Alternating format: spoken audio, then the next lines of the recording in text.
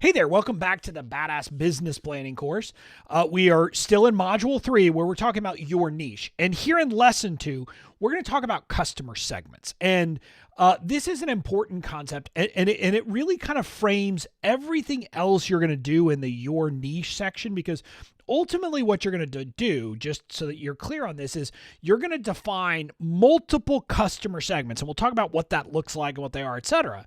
And then for each customer segment, you're going to have to go through and do the work that we're going to cover in the upcoming lessons about identifying the problem, the primary needs, and the current solution. So you're going to do that on a segment by segment basis. So this section, this lesson is very important. So with that background, what I want to talk about here is that and I referenced this in the last lesson, kind of the intro to this module, which is that most people in the online marketing space refer to your ideal customer avatar. They're talking as if you have a single ideal kind of customer or closely related group of customers. And I find that that is not right. And what I'll tell you is, outside of our world of marketing, people don't think that way. They talk about marketing or, customer personas. So they're talking about different potential groups of customers, not a single group of customers. And this is an important realization, because if you try to simply identify a single ideal customer avatar, like a single type of person, what happens is you kind of come up with the average of a bunch of different people, and you're not actually defining any very particular person. And so most of us will be serving multiple segments within our niche. And this has to do with there are different groups of people. And the reason why I said you're going to do the work after this about the problem, the primary needs, and the current solution on a segment by segment basis is because in a lot of ways, your segments are defined by people who have a different problem set. They have different primary needs. So if you think about it, if there's groups of customers who have are kind of in the same general area, your same niche, but they have different problems. They're dealing with different problems, and they have different needs from you at this point, trying to market to them as a single customer or segment is going to be problematic. Your messaging probably won't reach them. Your products probably won't serve them right if you're just trying to do an average product. So the work here for customer segments is to identify the different groups who are likely to have different problems, different needs, and want different things from you. So that's the work here. Now, with that kind of background, I want to talk about, there's a couple of ways that this will generally happen. So there's a couple of ways you could think about this. And I've got examples from both sides of my business to help. Sometimes you will have different customer segments of people who are kind of similar, but on parallel paths. So this is the best example I can give you of this is from the legal side of my business. People who are building online courses have one set of needs. They have one group of products that they're going to need from me, legal templates.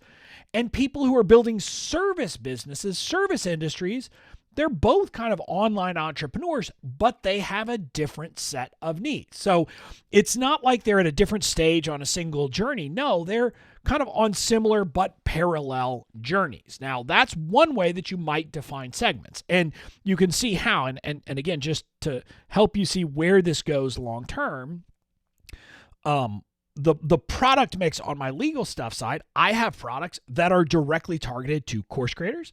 I have products that are directly targeted to service providers. I have products that are directly targeted to coaches. I have products that are directly targeted to membership site owners, etc. So you can see how identifying those different segments of people will be helpful. So that's one thing, is these parallel tracks. So this is the parallel track segments is effectively where they have similar types of problems, but different problems, and they will probably always have different problems. So there may be some overlap, but they're never going to kind of converge. So that's one way to do it. Now, the other type of segmentation will happen when people are on a journey to solve their problem. And for a lot of us, this will be true. Our customers, they're not going to solve their problem all at once. Now, for some of you, it might be just that simple. Maybe they just need a very simple solution and done. But for most people, there will be the early stage, the middle stage, and the later stages. And that oftentimes will mean that they will have different problems they're addressing, will want different solutions, and will have different kind of primary needs. And the things you need to serve them will be different at the different phases. So that's another way to define segments. So as an example, the 7 phases of building your business that we talk about here in the BOMU process.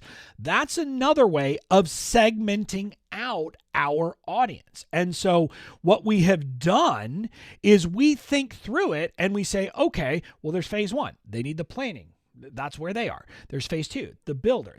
And so we can define it that way. And then when we do that, we're able to think through a product mix that will serve them. And this is true both of our paid and our free products. So this course, the planning course, guess what? This is targeted to people who are in phase 1 of the BOMU process. Now, some people may be further along, but they're doing this and coming back as a refresher, but we create these courses in a way that's targeted. That's true of our free stuff, but even it's true of our paid products. We segment out our paid products here in the business stuff side in kind of not phase by phase, but we have our membership, which is for people in phases 1 through 3, because this is where, hey, we're knocking out tasks. And then once we knock out tasks, we're getting to 1,000 leads. That is the goal.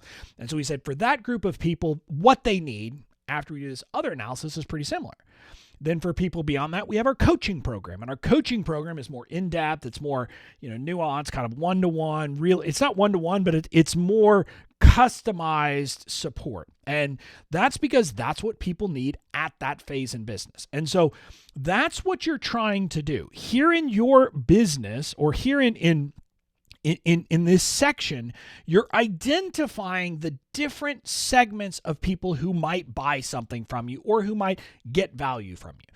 And again, think it through. There's 2 really ways to do it. One is to think through parallel paths, and another is to think of people who are on one journey and are at different phases. And the reason why it's important is the people on different phases, oftentimes they're dealing with different problems, but if they're in an early phase, oftentimes what you're trying to do is help them solve that problem, and then they'll have the next problem.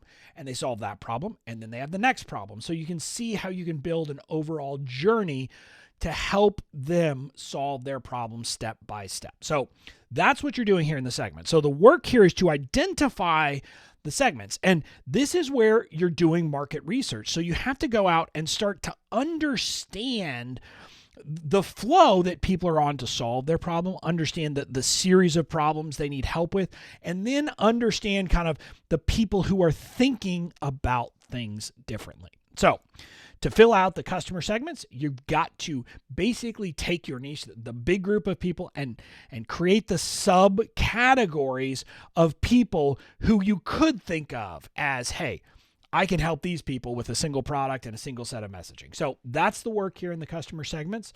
And once you've identified a first cut at segments, then we'll go to the next section, problems. And in the next lesson, we'll talk about identifying the problem, and that will help you. So what you're going to do, just so you know, is you're going to create an initial list of customer segments, and then you'll refine it in the following lessons. So that's what's in store. Take a crack at identifying your initial thoughts on the customer segments, and then join me in the next lesson where we'll talk about identifying the problem that your audience and that these segments are looking to solve. So I'll see you there.